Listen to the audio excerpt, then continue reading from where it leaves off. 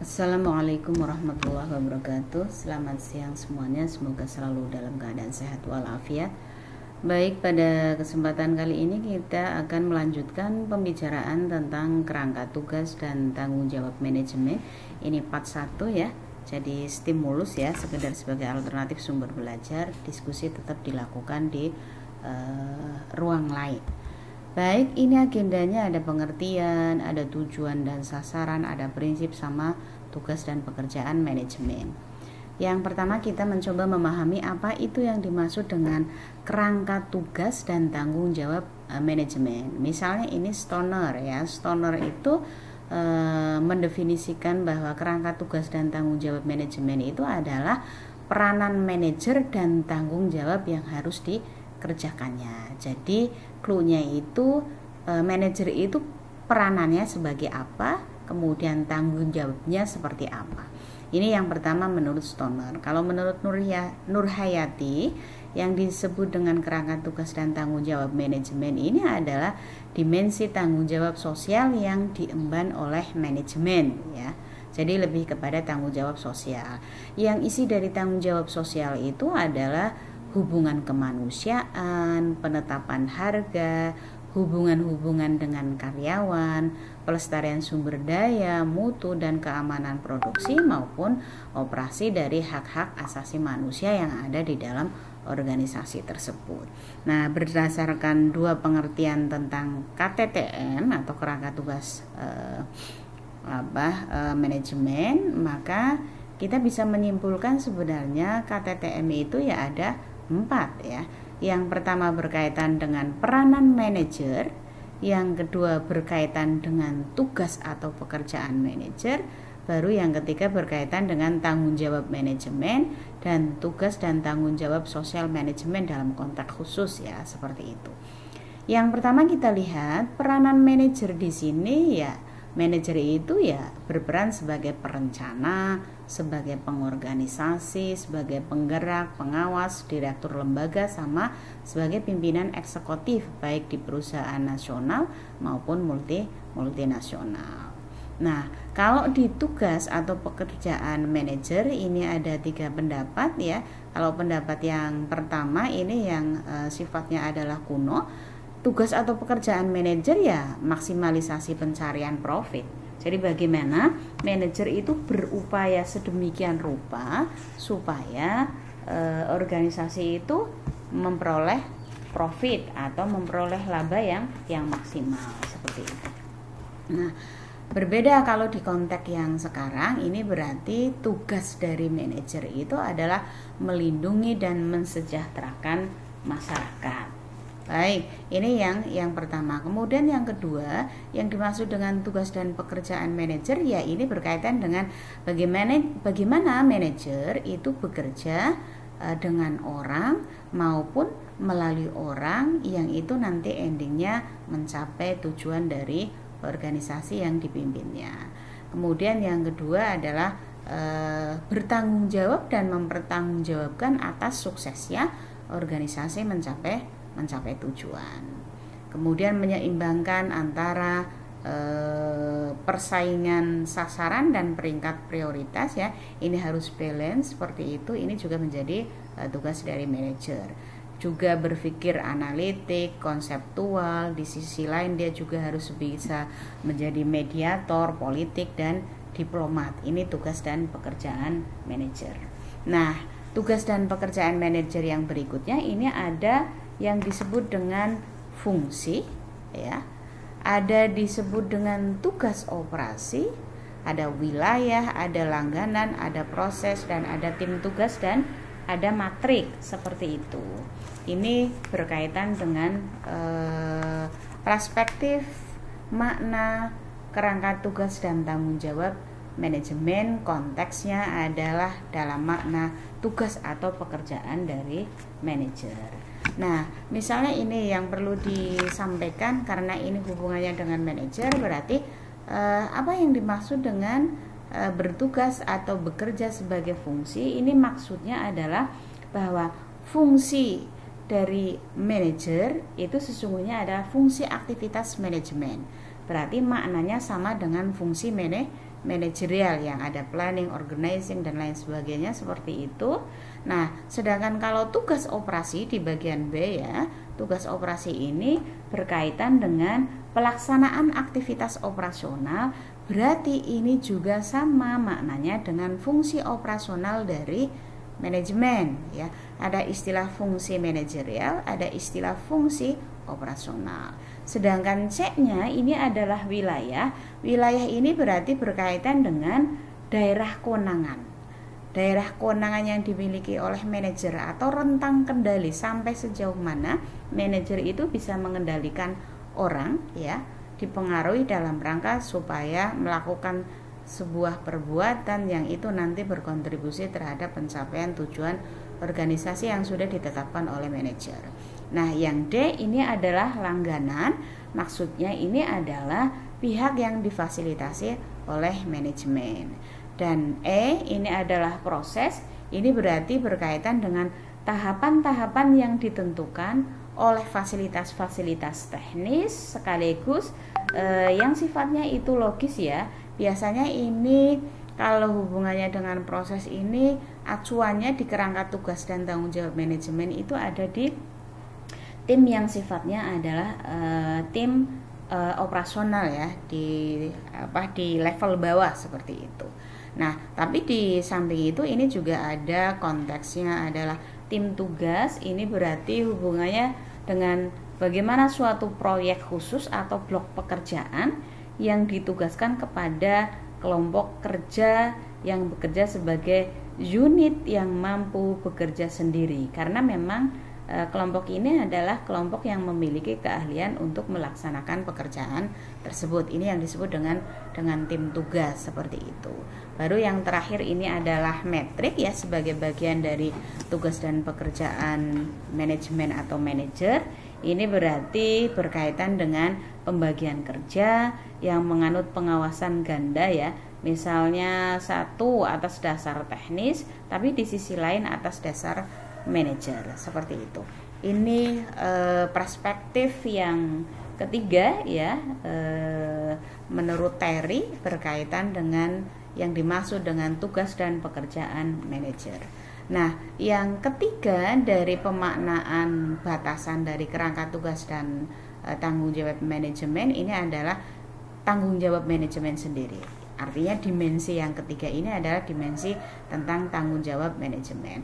Nah, kalau yang seperti ini mirip dengan perspektif yang pertama ini terkait dengan tugas dan pekerjaan manajer atau manajemen. Nah, ini berarti orientasinya mencari laba atau melindungi kesejahteraan masyarakat, yang ini biasanya masuknya ke CSR.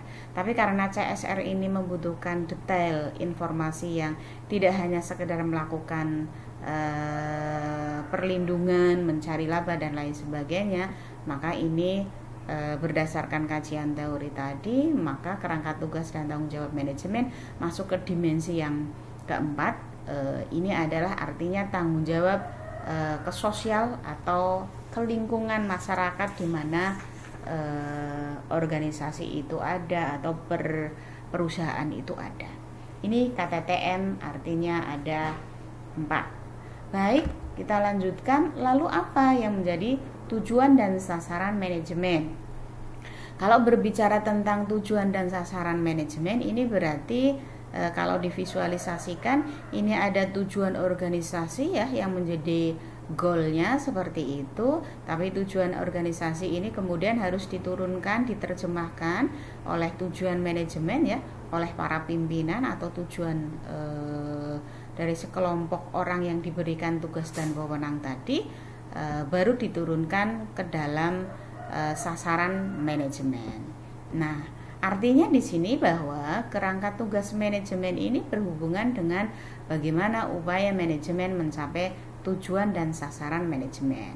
Ini, oke, dua hal ini menjadi bagian dari pembahasan tentang kerangka tugas dan tanggung jawab manajemen. Artinya satu sisi itu menjadi sesuatu yang akan dicapai, berarti pembicaraan tentang kerangka tugas dan tanggung jawab manajemen juga berbicara tentang tujuan dan sasaran manajemen. Nah, di sisi lain, tujuan manajemen itu juga merupakan turunan dari tujuan organisasi, dan tujuan manajemen kemudian diturunkan ke dalam sasaran manajemen. Nah, jadi ini yang divisualisasikan ini menunjukkan adanya hierarki ya, pola hierarki antara tujuan dan sasaran dalam manajemen, konteksnya sebagai kerangka tugas dan tanggung jawab manajemen.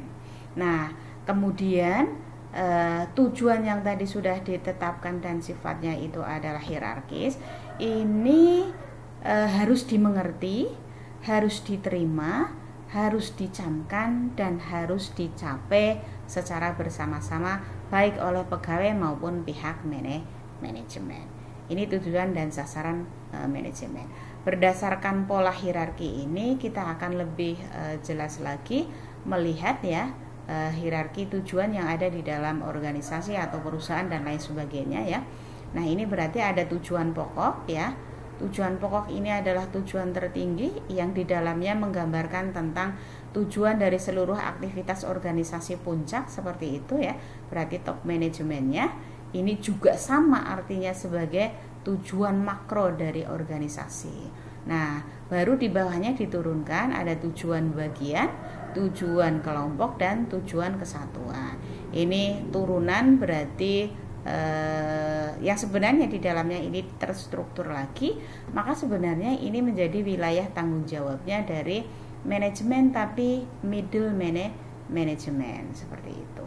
Nah, sampai kemudian ada tujuan individu ya, ini juga tetap menjadi bagian dari realitas yang ada di dalam organisasi, yang ini harus gayut ya dengan apa yang menjadi tujuan kesatuan, kelompok, bagian, sampai endingnya adalah tujuan pokok dari organisasi itu sendiri. Nah, kalau sudah tahu tujuan hierarkinya ternyata seperti itu, lalu bagaimana dengan sasaran manajemen? Nah, sasaran manajemen ini kan secara umum tadi ya mencari laba. Kemudian di satu sisi mencari laba, laba ini juga perspektifnya tidak dalam perspektif pengertian finansial ya. Di konteks organisasi tertentu itu sifatnya ada yang non finansial. Dan sasaran juga harus berkaitan dengan apa yang menjadi kepentingan pekerja supaya pekerja itu tidak lari. Kembali kepada tujuan, ada tujuan individu yang itu harus difasilitasi oleh tujuan-tujuan di atasnya yang notabene adalah tujuan manajemen. Kemudian ada kepentingan masyarakat dan pembeli, ini juga menjadi sasaran dari manajemen ya, seperti itu. Dan secara umum tentu saja adalah kepentingan stakeholder ya. Jadi kelompok mana yang bisa memiliki kepentingan dengan organisasi kita, maka itu harus menjadi bagian dari sasaran manajemen organisasi kita. Nah, ini juga menunjukkan hierarki ya. Ada sasaran strategis yang ini biasanya dipegang oleh top manajemen. Ada sasaran taktis fungsional, ini yang middle management, sama sasaran operasional yang ini menjadi tanggung jawab dari lower management, manajemen yang terbawah. Baik, yang berikutnya ada tujuan, kemudian ada prinsip manajemen. Ini saya sampaikan ada 4 prinsip dari Taylor dan ada 14 prinsip dari Fayol, yang intinya ini saya ringkas menjadi 6 berdasarkan kajian yang disampaikan oleh Lunenburg dan Ornstein seperti itu ya. Cuma ini kelahirannya kan sebenarnya yang di Fayol dahulu. Nah, ini yang 14 ini ya. Ada division of work, berarti pekerjaan itu dibikin divisi-divisi ya.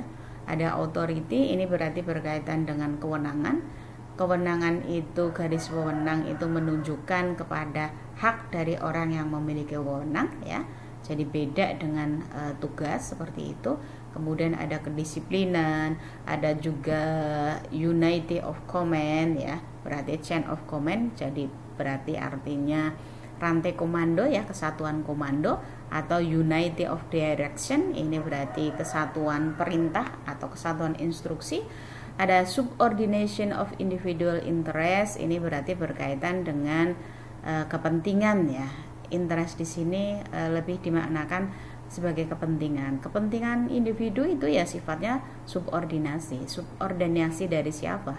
ya subordinasi dari kepentingan organisasi. Artinya kepentingan individu tidak boleh kalah dengan kepentingan organisasi. Kemudian ada remuneration, berarti berkaitan dengan remunerasi, kompensasi dan lain sebagainya. Ada sentralisasi, ini terutama di dalam konteks pengambilan keputusan itu disentralisasikan, ini sifatnya nanti di top manajemen. Ada scalar chain, berarti rantai skalar seperti itu, ini mirip dengan chain of command seperti itu. Ada order, berarti berkaitan dengan apa yang diinginkan terutama adalah oleh customer seperti itu. Kemudian berarti orientasi dari manajemen seperti apa. Kemudian ada equity, berarti berkaitan dengan keadilan. Stability of personnel, berarti berkaitan dengan bagaimana personel itu supaya stabil, maka diminimalisir turnovernya, jangan sampai pindah-pindah seperti itu. Ada inisiatif atau ada juga esprit de corps, berarti berkaitan dengan kebanggaan, ini loh saya menjadi bagian dari organisasi saya atau tempat saya bekerja, berarti ini esprit de corps. Nah, yang 14 prinsipnya Vail ini kemudian diformulasikan menjadi 6 prinsip yang ditekankan. Ini ada chain of command, allocation of authority, ya, order, efficiency, equity, and stability. Seolah-olah yang berbeda ini adalah efisiensi. Tapi efisiensi ini kan sebenarnya bisa terlihat secara intrinsik, ya. Bagaimana supaya terjadi efisiensi manajemen, ya harus unity of command, harus unity of direction, ada subordinasi, ada sentralisasi, ada equity seperti itu. Sehingga ini sengaja dibikin merah biar kelahirannya itu tahu dari mana. Baik, dari yang 14 menjadi efisiensi tadi seperti itu. Baik, nah kalau yang 4 dari Taylor, ya, ini adalah scientific job analysis. Ini berarti berkaitan dengan analisis pekerjaan tapi secara ilmiah, ya, seperti itu. Kemudian selection of personnel, jadi dipilihlah personel yang memang sesuai dengan lowongan pekerjaan tersebut, ya. Ada spesifikasi, ada kualifikasi seperti itu. Ini menjadi bagian dari proses seleksi. Kemudian ada manajemen cooperation, jadi bagaimana manajemen melakukan kerjasama antar komponen yang ada di dalam organisasi. Atau functional supervision, artinya bahwa manajemen itu ya harus tetap menjalankan fungsi supervisi, melakukan pengawasan dan lain sebagainya supaya tetap kendali dia itu mempengaruhi orang-orang supaya secara bersama-sama, ya, cooperation tadi, untuk bisa sampai kepada apa yang menjadi tujuan dari organisasi sebagai tujuan makro organisasi.